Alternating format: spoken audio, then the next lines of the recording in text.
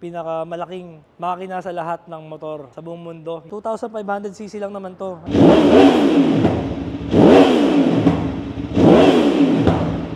Napakalupit, makapoy-apoy pa. Hey, what's up mga katingin? Meron tayong mga bikes dito, ipapakita ko sa inyo na naka-sale. Unahin natin dito, brand new 2022 Ducati Monster 937. So 937cc siya. Kagandahan nito, naka Brembo brake master, brake calipers, tapos naka Pirelli na yung gulong niya. Very lightweight, kaya compatible to sa mga beginners na gustong matuto sa big bike at syempre sa mga may budget kasi ayan o, mababa lang ng seat height, napakagaan.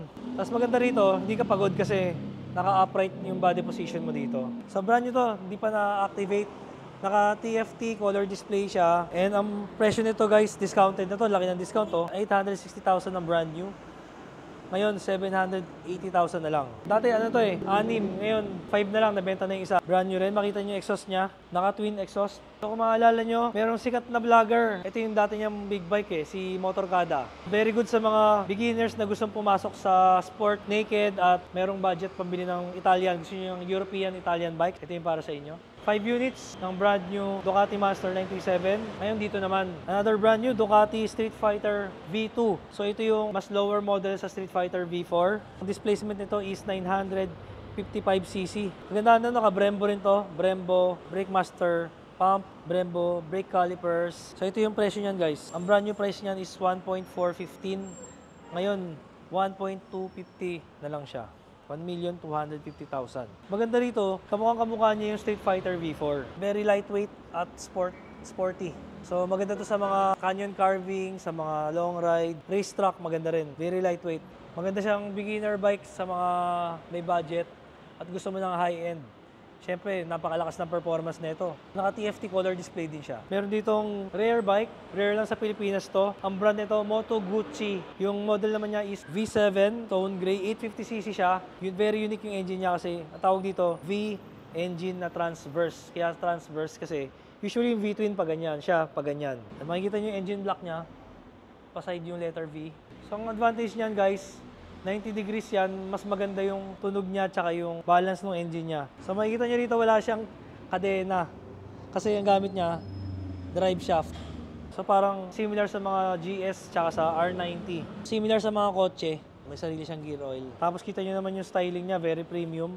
And it's made in Italy. So ito yung Moto Guzzi V7 Special. Kaya pala siya special dahil naka-chrome yung exhaust niya. Yung kulay niya parang pearl gray, naka-chrome din na grab bar, na spoke wheels, and tubeless din yan. Tapos yung presyo nito guys is 835,000. Ngayon, 675k na lang yan. So laki ng discount, 150k yung discount. Yung upuan niya napakaganda oh. Napakalambot at premium. Sound check na rin natin. Yun, very classic, pero meron siyang digital display dito. Tapos start na rin natin. Yun. Parang sumisipa. Pagka-start niya, parang sumisipa, no? Kakaiba, no? Parang R90. Try natin i-rev. Ano, yumayanig. Yumayanig siya.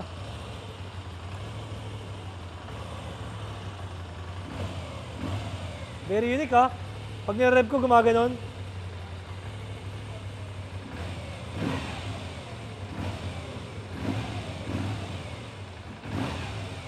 And then dito naman tayo. Napaka-special na itong bike na to. It's a 2019 MV Agusta Brutale. 800cc and 3-cylinder siya. Napakagaan lang guys. Para siyang hindi big bike. So maganda rito, 3-cylinder na siya, kaya yung tunog niya, para siyang mga MT-09, yung datingan niya. Naka-upgrade na siya, oh. It's original MV Agusta na titanium. Full system, exhaust. Very exotic, naka-Brembo na siya na calipers. Naka-Marzocchi siya na inverted shocks, tas itim yung inner tube. Naka-single-sided swing arm siya. Nakita niyo yung mags niya. Napaka-pogi pag single-sided swing arm. Ang magaling pa sa kanya hanggang ilalim, naka-body color. Oh. Sobrang linis, oh. Ang galing, oh. Kasi yung plate number niya nandito. Tapos signal light niya dito rin sa baba. Yung leather niya very premium. Kala mo ano, mga upuan ng mga luxury cars. Siyempre sound check natin. Meron na rin siyang steering damper. At mamaya malalaman nyo kung sino yung dating may-ari nito. Odo lang nito, 2,700 lang tinakbo. Fresh na fresh pa para sa isang 2019. Start natin. Yun. Diba? Dry clutch.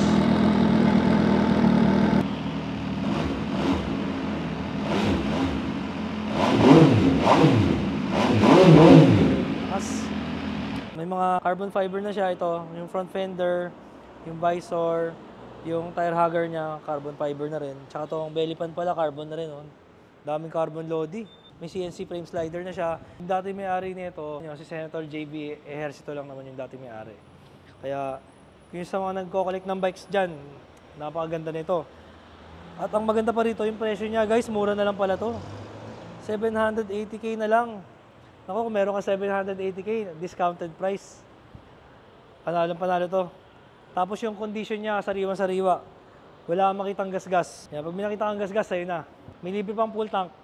Daming gas. Yan, panalo.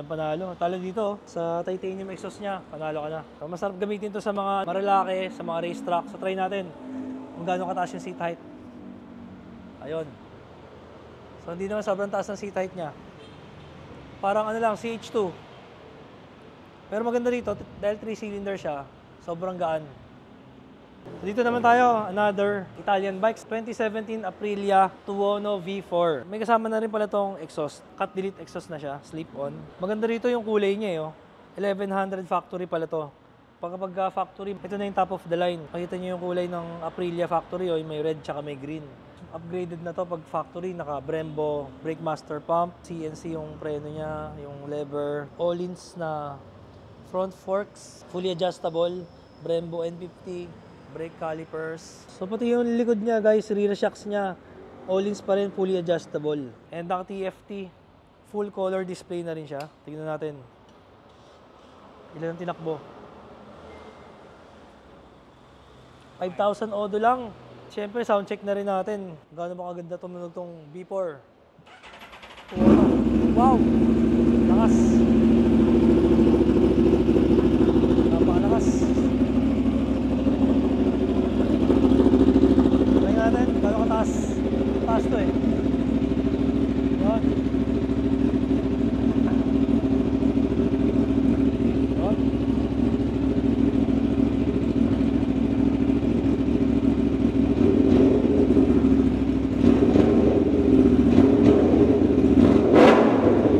Itong Tuono guys, ginawa to para doon sa mga nangangawit sa sport bike. Kasi yung chassis nito at engine, same sa Aprilia RS-V4. Kaya nagkaroon ng Tuono version, naka-naked handlebar siya. So naka-upright position ka dito. Hindi ka gaya sa mga clip-on ng sport bike. So ito very good to sa mga all-around riders. Pwede mo siya pang racetrack tsaka pang long ride. Yung presyo pala nito guys, so grabe, 800,000 na lang pala to. Pwede ka na magkaroon ng Aprilia V4 Tuono. For only 800,000, naka-exhaust na, naka-full Öhlins Brembo, tapos tinakbo lang 5,000 kilometers lang. And dito naman tayo sa kanyang kuya.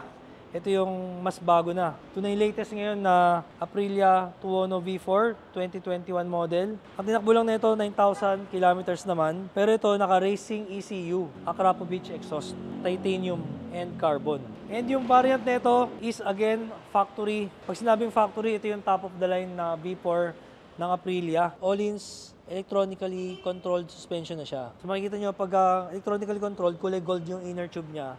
Tapos makikita nyo tong wire dito sa ibabaw nung forks niya. So yung ECU ang magko-control ng adjustment ng suspension. Pati sa likod, naka-Öhlins din yan na electronically controlled suspension. So kung alam niyo yung R1M, pareha sila ng Öhlins na electronically controlled suspension. Ito naka-carbon exhaust hanger na rin siya. So fully loaded na. 54 world titles Aprilia kapag factory. Color TFT display na rin siya. Check natin. Ayan o. Ayan. Yun, mas maganda na yung screen nitong modelo na Tuono V4. So, sound check na natin. Tsaka naka-racing ECU na to. Kaya naka-unlock yung kanyang race mode. Yun. Mas mabait kasi mas mahaba yung suspension nito.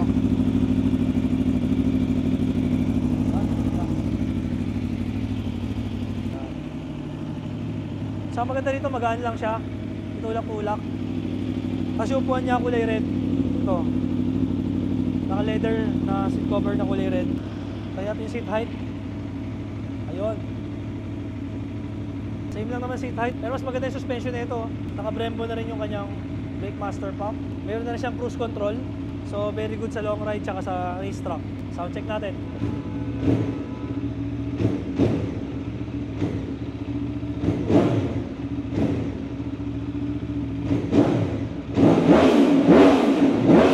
Ayun. Maapoy pa. Isa pa nga, paapoy natin.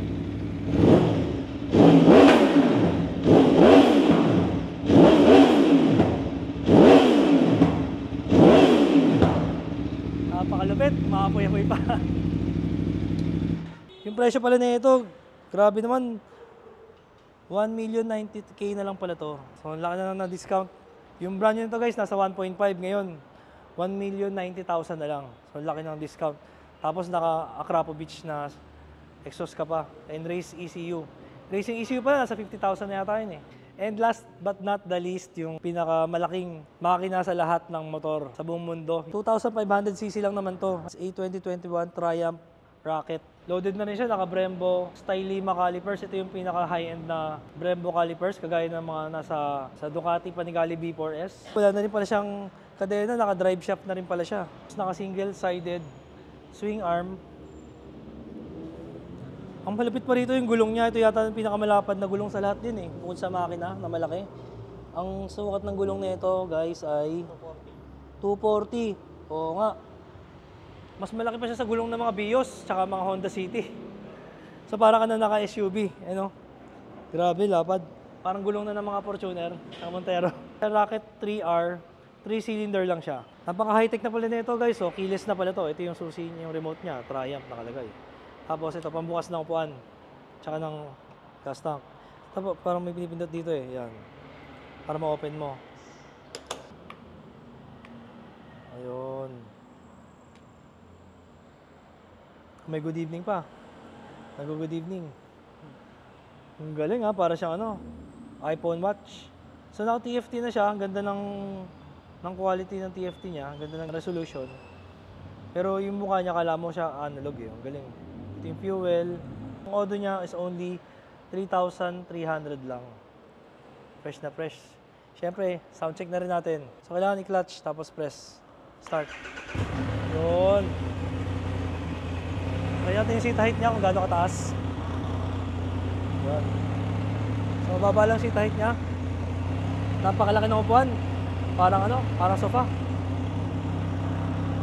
Yun. Parang si Ding Dong na ito. Pogi-pogi. Grabe. Yung headlight niya, LED na rin. Silalim yung passing light. Sound check na rin natin.